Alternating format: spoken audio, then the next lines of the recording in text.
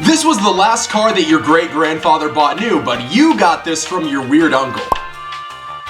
You're the weird uncle. You're an eccentric science teacher who pays a slightly alarming amount of attention to certain female students.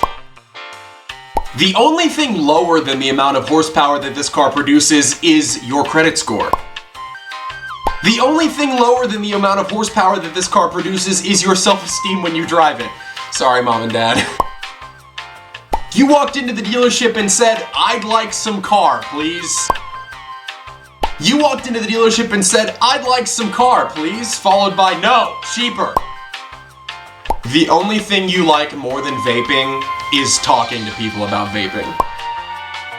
You're a man in his early to mid-20s who's moved around a lot but currently lives in North Carolina. You're about 6'1", dark hair, moderately husky frame. You enjoy sports and you're annoyingly good at them, as well as most other things that you try, including music, as you play literally like 75 different instruments, but you especially excel at guitar as well as piano. You're also better on average at Assetto Corsa than one of your close friends, but he's better on average at project cars too, and that's one of the only things he can claim to be even halfway as impressive as you are, but I bet he would beat you at car trivia too, huh?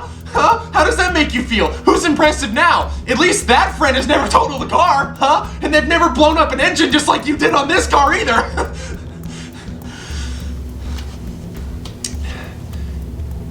Or you're a single mom who smokes slightly too much.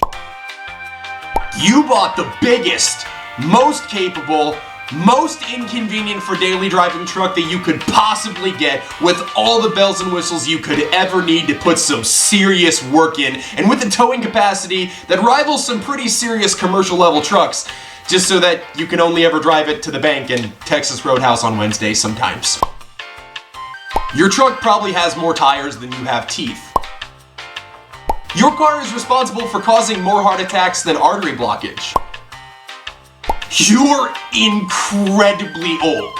Like, you probably started collecting Social Security before President Roosevelt even came up with the idea. You think that basing your transportation off of a character in one of the most critically acclaimed shows of all time somehow makes you unique? Your humility and blinker usage are both critically low. I trust your driving less than most politicians. The only place that you spend more time at than gas stations is outside of grade schools. Did I mention that this car's actually from Australia? Oh, I did? Well, crikey then, mate. Throw another barbie on the shrimp and slather a crock in Vegemite. I don't understand you. Your favorite protein's probably roadkill. I don't know. You don't know anything about pollution or the environment, but you're really angry that everyone other than you is ruining it. Your favorite pastime is probably tax fraud. Your car is on jack stands and for sale, and you definitely know what you have, bro. No low ballers. You are an incredibly patient individual who is a raging masochist. You thought the last guy was a masochist. You're either over 80 years old and you bought this car new, or you're a doomsday prepper who knows that this car is the only thing that will ever survive a nuclear apocalypse. Why do you want to impress 12-year-olds so badly? Are you partners with the E350 guy?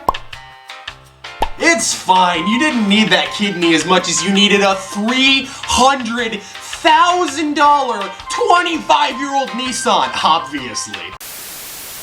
Thank you guys so much for watching. If you enjoyed this video and you'd like to see more videos of this sort, please consider hitting the subscribe button as well as hitting the like button on this video as well. Both of those things really help out. Leave me a comment on which one of these things was your favorite, or maybe a car that you'd like to see me say something about it or you in a future video. I am very cold, so I'm gonna go light a fire or go inside or both or something. Anyway, I'll see you guys all in the next one.